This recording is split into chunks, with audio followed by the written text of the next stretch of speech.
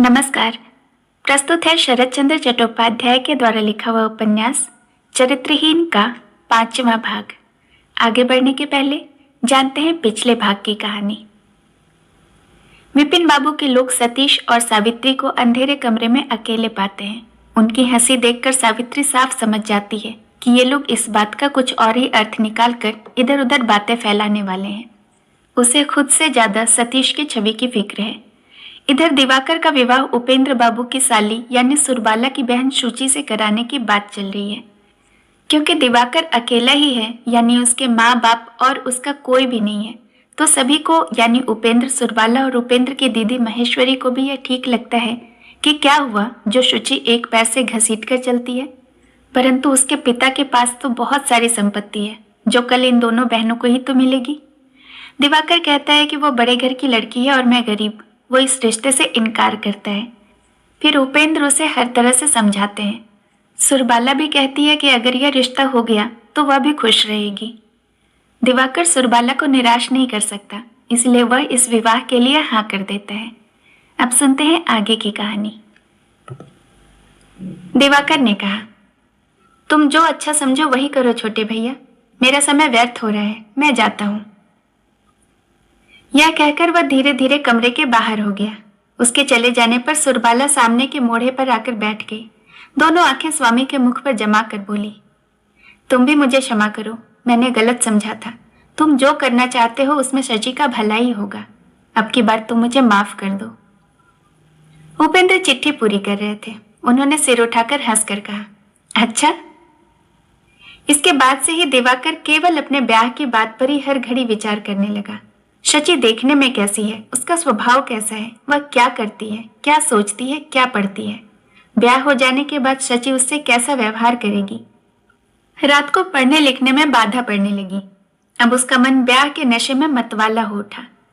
अथच मतवाला जैसे अपनी कल्पना की अत्यंत अधिकता से स्पष्ट कुछ भी नहीं समझ पाता, वैसे ही दिवाकर का मन भी सुस्पष्ट रूप से कुछ भी निश्चय न कर पाने के कारण आकाश कुसुमों की माला गूंथता हुआ चारों ओर भटकने लगा। वह कुछ भी काम न कर सका। परीक्षा का भय जब जब चाबुक की तरह उसे लौटाकर पाठ याद कराने में लगाता, तब तब उसका मन दुष्ट घोड़े की तरह रस्सी तुड़ाकर भाग खड़ा होता और बहक कर नए नए सपने देखने में लग जाता था। बहुत देर तक इस विद्रोही मन के पीछे दौड़ धूप कर कुछ भी न कर पाकर दिवाकर पश्चाताप करने लगा कि उसका समय व्यर्थ नष्ट होता जा रहा है। किंतु यह कैसा अभूतपूर्व परिवर्तन है। यह काहे का नशा है जिसने उसे अकस्मात ऐसा मतवाला बना दिया। इसका कारण खोजते हुए मन में जो बात आई, उसका अत्यंत लज्जा के साथ प्रतिवाद करके दृढ़ भाव से दिवाकर ने यह बात कही कि उसमें उसकी संपूर्ण अनिच्छा और अत्यंत अरुचि है। अगर किसी पूजनीय का मन रखना अथवा मान की रक्षा करना है तो वह बिल्कुल उदासीन ही तरह से करेगा। यह कहकर उसने दूने आग्रह के साथ जोर जोर से ऊंचे स्वर में पढ़ना शुरू कर दिया। किंतु आज मन को संयम में रखना कठिन था। वह जिस खेल को बीच में छोड़कर चला आया है, आकाश कुसुमों की जो आधी माला गूंथकर असमाप्त छोड़कर जबरदस्ती पाठ याद करने बैठा है, उसे संपूर्ण करने का सुयोग हर घड़ी खोजता फिरने लगा। इसके सिवा यह जो कल्पना की बसंती हवा अभी अभी उसके शरीर को छूकर चली है, उसका स्पर्श कैसा मधुर है। उसके चारों ओर जो सौंदर्य की सृष्टि हो रही थी, इच्छा से चाहे अनिच्छा से, उसका आभास उसकी आंखों में बस गया है। वह कैसा सुंदर है। सूर्य की ओर ताककर आंखें मूंदते ही जैसे विचित्र रंगों में प्रकाश के संचार का अनुभव होता रहता है, वैसे ही पढ़ने लिखने की अनन्य चेष्टा के भीतर से ही एक अस्पष्ट माधुर्य चेतना उसके सारे शरीर में धीरे धीरे व्याप्त होने लगी। कंठ का स्वर उसका धीमे से धीमा और दृष्टि उसकी क्षीण से क्षीणतर होने लगी। यह सारी धड़पकड़ और जोर जबरदस्ती के बीच अकस्मात एक समय वह आप ही एक नए खेल में मत्त हो गया। उसके आंखों के सामने बेशुमार रोशनी, कानों के पास अनगिनत बाजे और मन के भीतर विवाह की सारी धूमधाम प्रतीत होने लगी। और इसी के बीच वर के वेश में अपने को कल्पना करके उसे रोमांच हो आया। इसके बाद अब तक जो कुछ उसने सुना था, जो कुछ देखा था, वह सब सिनेमा के चित्र की भांति उसके मन के भीतर होकर विविध विचित्र रंगों में बेशुमार तेजी से दौड़ता हुआ चला गया। वह कहीं पर भी स्थिर न हो सका। कुछ भी ठीक ढंग से हृदयंगम न कर सका। केवल विस्मित पुलकित होकर, जैसे स्वप्न के आवेश में हो, इस तरह स्तब्ध होकर बैठा रहा। सामने रखा हुआ था पोथियों का ढेर, सिर के ऊपर उज्जवल केरोसिन की रोशनी, सामने टेबल पर टाइम पीस घड़ी की सुइयां अंगुली उठाकर उसे सजग करने की चेष्टा करने लगी। बहुत देर तक इसी प्रकार एक ही तरह से बैठे रहकर एकाएक दिवाकर अपने सारे शरीर में एक अकस्मात उठ खड़ी हुई वेदना का अनुभव करके जैसे जाग उठा। तब उसकी कल्पना उसे एक बहुत बड़े परिवार के बीच एक बहुत बड़े बंधन से बांधकर चली गई थी। जाग उठकर ही वह उत्तेजित भाव से कह उठा, क्या किया जाए? अब संसार में प्रवेश करके सहस्त्र बंधनों में जकड़े जाकर और साधारण लोगों की तरह मैं भी हो जाऊंगा। तब मेरे जीवन की कोई विशेषता नहीं रह जाएगी। उपेंद्र दादा मुझे मिट्टी में मिला देंगे।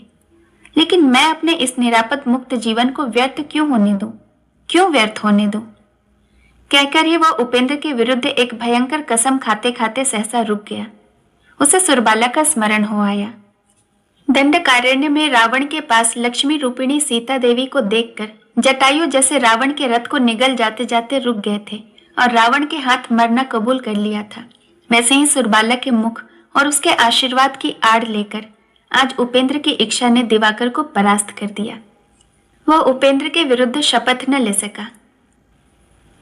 इसके बाद बहुत रात गए तक इसी एक बात को अनेक पहलुओं से अनेक प्रकार से उलट पलट कर ऊहापोह करके भी जब दिवाकर ने कोई कूल किनारा न ढूंढ पाया, तो अंत को एक लंबी सांस के द्वारा अपने निष्कंटक मुक्त स्वच्छंद जीवन की माया ममता पूर्ण रूप से समाप्त करके आंखें पोंछकर वह उठ खड़ा हुआ और आज रहने दो कहकर खुली किताब बंद करके रोशनी कम करके बिछौने पर सो रहा। अपनी बात तो उसके मन से न जाने कहाँ हट गई। बार बार सुरबाला का मुख, उसका आशीर्वाद याद आने लगा। इसके पहले अनेक बार उसने इस मुख को देखा है, इस मुख से बातें सुनी है, किंतु आज की सारी घटना को मन ही मन सोच विचार कर बिछौने पर उठ बैठा और हाथ जोड़कर सुरबाला को बारंबार प्रणाम करने लगा। दिवाकर ने अपने हृदय में यह अनुभव किया कि सुरबाला की अपने स्वामी के ऊपर परिपूर्ण विश्वास की जो शक्ति है, उसी ने देवता की आज्ञा की तरह उसकी मति और जीवन की गति दूसरी ओर फेर दी है। सहसा उसे आशा हुई कि शायद उसकी गृह लक्ष्मी भी ऐसे ही लक्ष्मी स्वरूपिणी होगी जैसे कि सुरबाला है। वह भी इसी तरह विश्वास के साथ मेरी ओर देखेगी, ऐसी ही बातें करेंगी।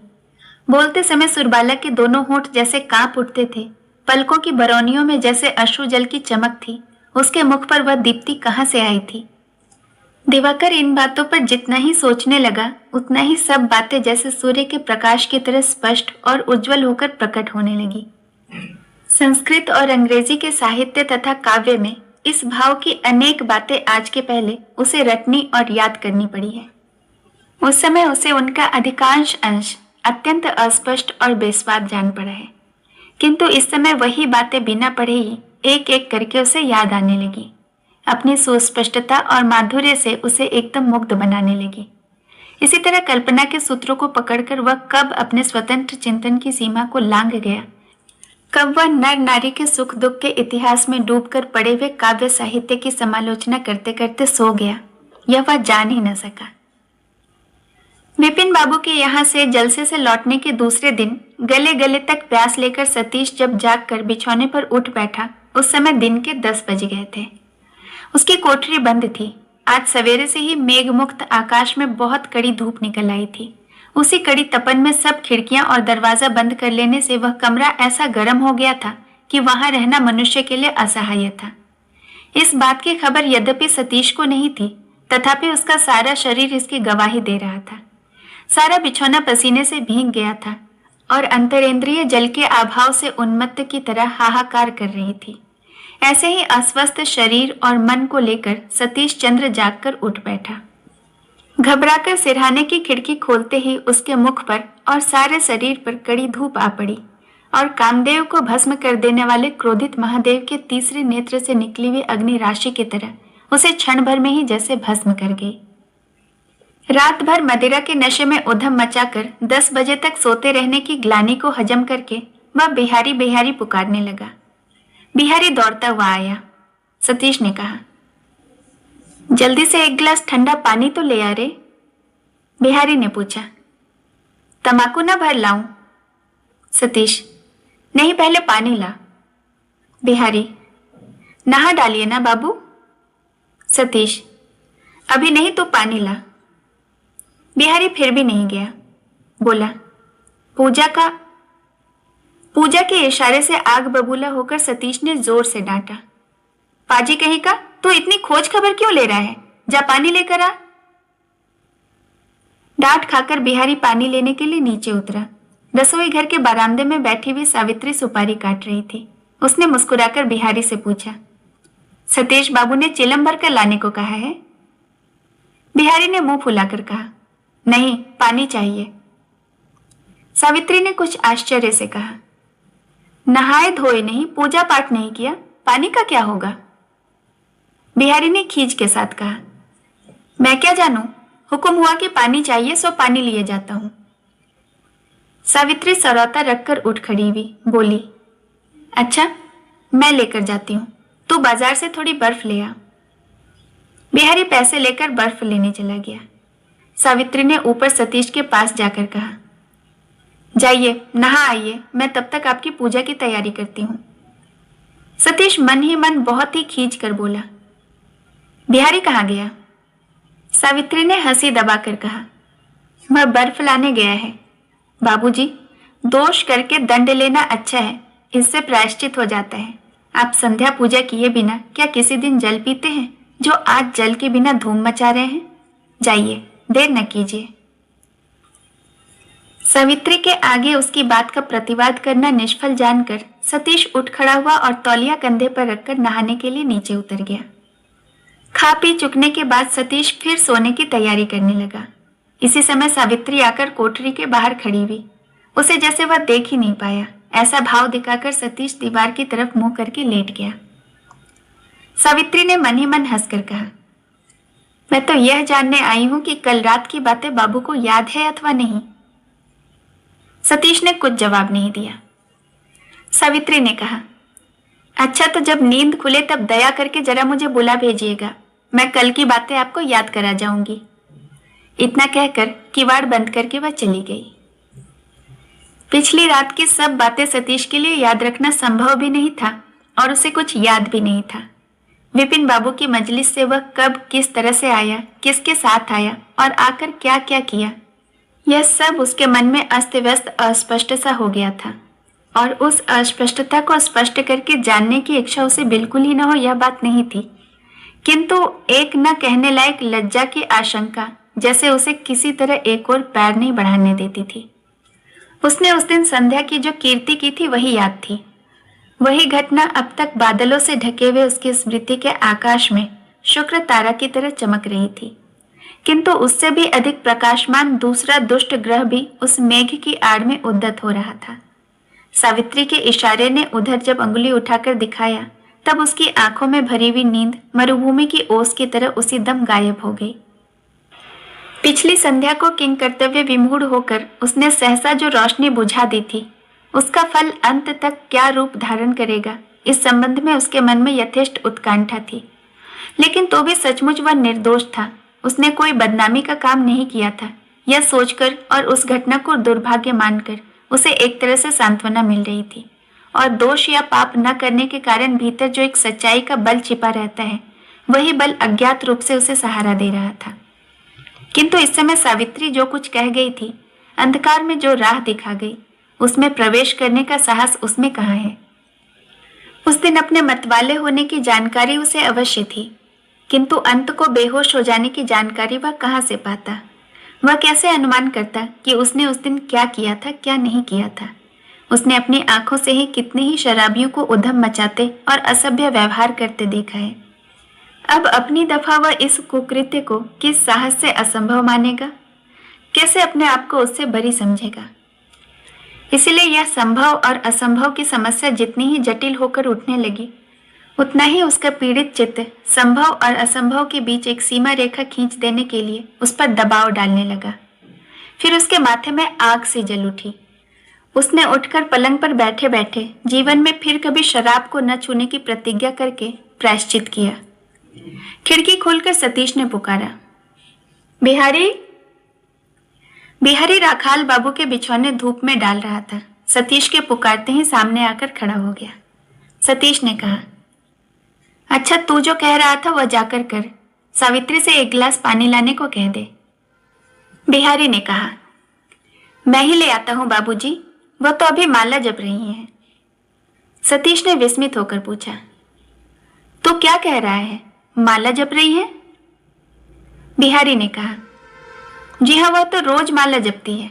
एकादशी के दिन एक बूंद भी पानी नहीं पीती। हम लोग कितना कहते हैं, पर वह मछली नहीं खाती, रात को भी नहीं खाती। वह ऊंच जाति की है ना, इसी से। सतीश ने और अधिक विस्मित होकर कहा, ऊंची जाति की है? यह तो क्या कह रहा है? बिहारी ने कहा, हाँ बाबू, मैं ठीक कह रहा हूं, ऊंची जाति की है। यह कहकर बिहारी पानी लाने के लिए चला। सतीश ने उसे लौटा कर पूछा, रात को अन्न नहीं खाती तो क्या खाती है? बिहारी ने कहा, और क्या खाएंगी बाबू, होता है तो कुछ पानी वानी पी लेती है, नहीं होता है तो कुछ नहीं। सतीश ने पूछा, मेस का और कोई इस बात को जानता है? बिहारी ने कहा, रसोईया महाराज जानते हैं, मैं जानता हूं, और कोई नहीं। उन्होंने किसी को बताने से मना कर दिया है। सतीश ने कहा, अच्छा, तू पानी लेकर आ। बिहारी 2-1 पग गया ही था कि सतीश ने उसे फिर बुलाकर कहा, अच्छा बिहारी। बिहारी ने लौट कर कहा, जी। सतीश ने कहा, यह तूने कैसे जाना कि सावित्री ऊंची जाति की है? बिहारी ने कहा, मैं अच्छी तरह जानता हूं बाबू, वह भले घर की लड़की है, केवल भाग्य के फेर से। सतीश ने कहा, अच्छा अच्छा, तू जा पानी लेकर आ। बिहारी के चले जाने पर सतीश पलंग पर पट गया।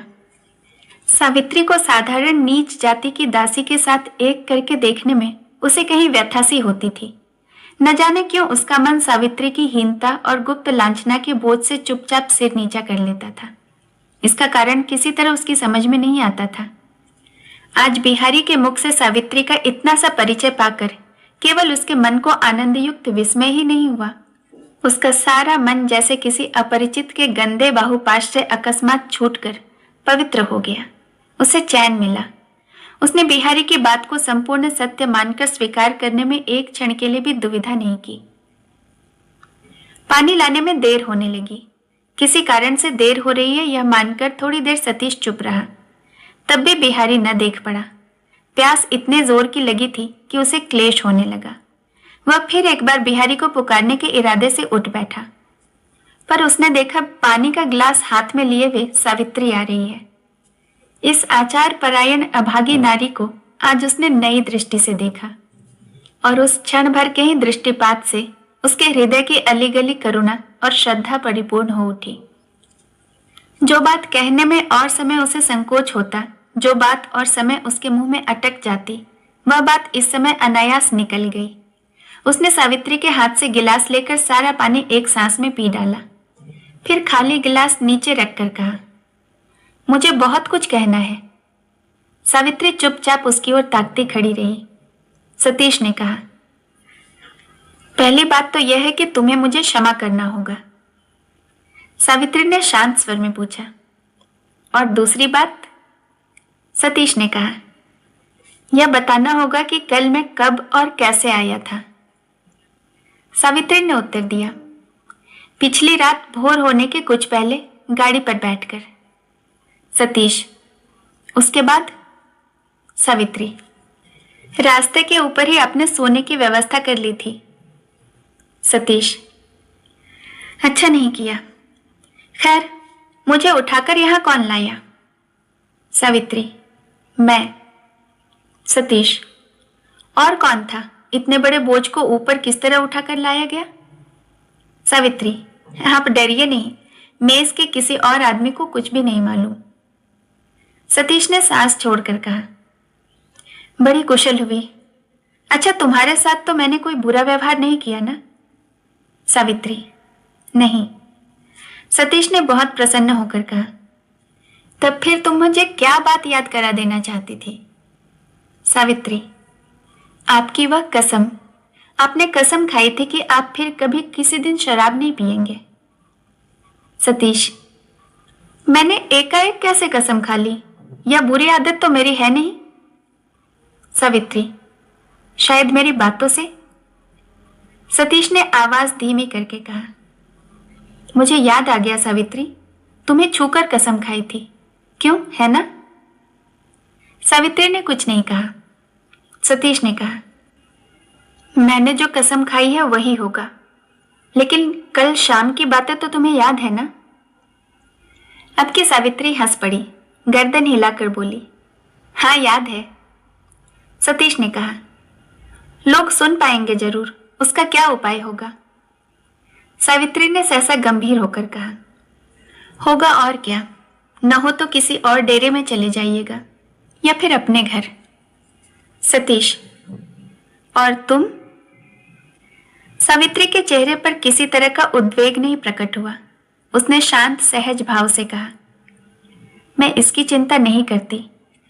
इस डेरे के बाबू लोग मुझे रखेंगे तो अच्छा ही है, न रखेंगे तो नौकरी खोजकर कहीं और चली जाऊंगी। जहां मेहनत करूंगी वहीं खाने को मिलेगा।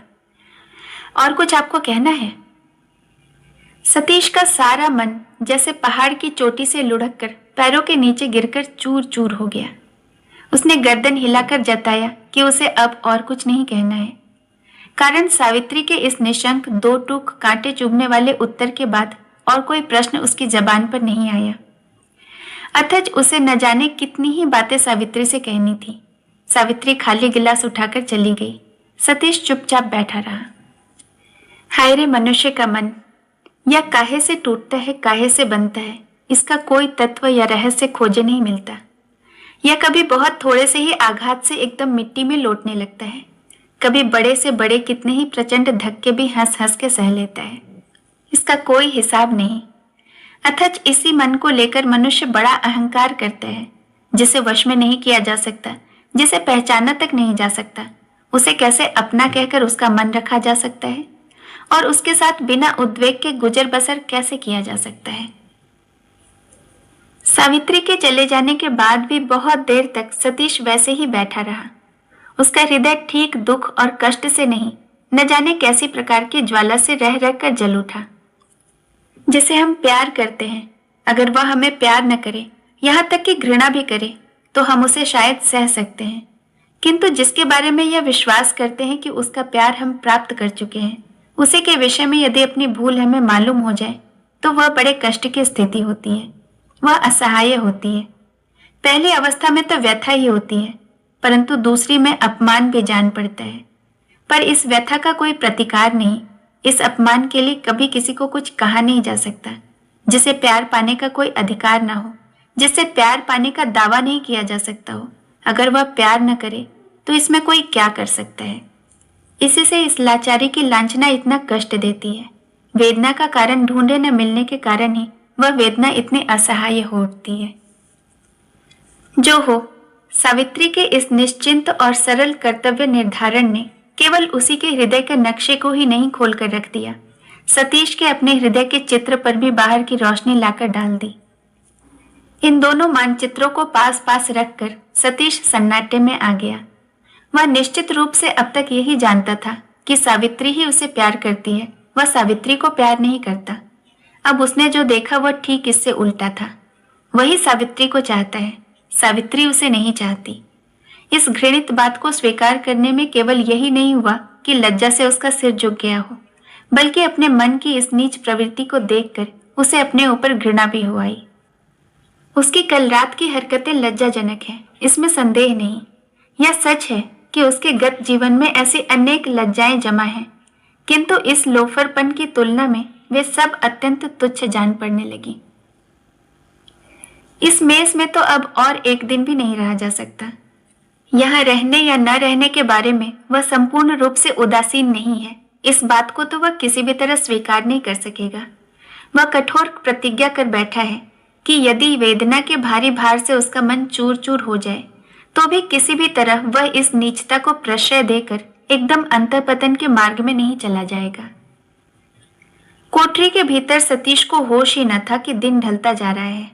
सहसा नौकरी से लौटकर आए हुए बाबुओं की आहट पाकर उसने एक बार खिड़की के बाहर झांक कर देखा और वह तुरंत पलंग से नीचे उतर पड़ा। चटपट कुर्ता पहनकर और कंधे पर चादर डालकर सबकी आंखें बचाकर वह दरवाजे के बाहर निकल आया। अभी हाथ मुंह धोने का प्रस्ताव लेकर सावित्री आ खड़ी होगी और जलपान कर लेने की जिद करने लगेगी। आज उसे तनिक भी भूख नहीं है, किंतु सावित्री इस पर भी तनिक विश्वास नहीं करेगी, अनुरोध करेगी, झगड़ा करेगी और अंत को नाराज होकर चली जाएगी। आज उसके जीवन का यह पहला दिन था जब वह स्नेह के इस नाटक से, इस वाग्दंडिता से अपने को अकृत्रिम घृणा के साथ दूर हटा ले गया था। राह में घूमते फिरते संध्या के आरंभ में दर्जी पाड़ा की एक गली के मोड़ पर उसने एक परिचित का स्वर सुना। छोटे बाबू हैं क्या? सतीश घूमकर खड़ा हो गया। उस व्यक्ति को पहचान कर बोला, कौन? मोक्षदा। मोक्षदा बहुत दिन पहले उसके पछाह के घर में दासी का काम करती थी। छुट्टी लेकर कलकत्ते चली आई थी, फिर लौटकर वहां नहीं गई। मोक्षदा ने कहा, हाँ बाबूजी, मैं ही हूं। छोटे बाबू, मेरी एक चिट्ठी आई है, आप पढ़ दीजिएगा। सतीश ने हंसते हंसते कहा, इतने बड़े शहर में एक चिट्ठी पढ़ देने वाला और कोई आदमी तुझे नहीं मिला? ला, कहाँ है चिट्ठी?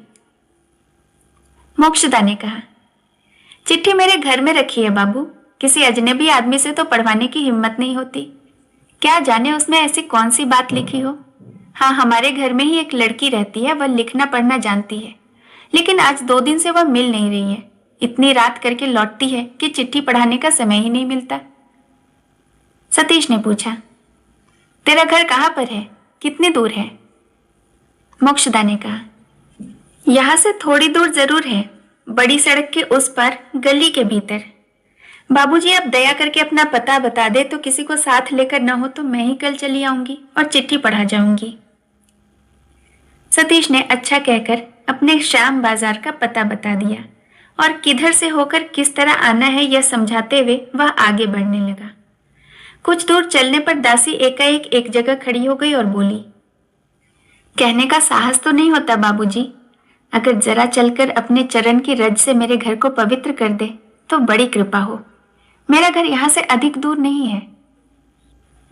सतीश ने क्षण भर न जाने क्या सोचकर कहा, अच्छा चल। आज डेरे में लौटने की सतीश की बिल्कुल इच्छा नहीं थी। राह राह घूमकर रात अधिक होने पर सावित्री के चले जाने के बाद डेरे पर लौटेगा, यही इरादा करके वह निकला था।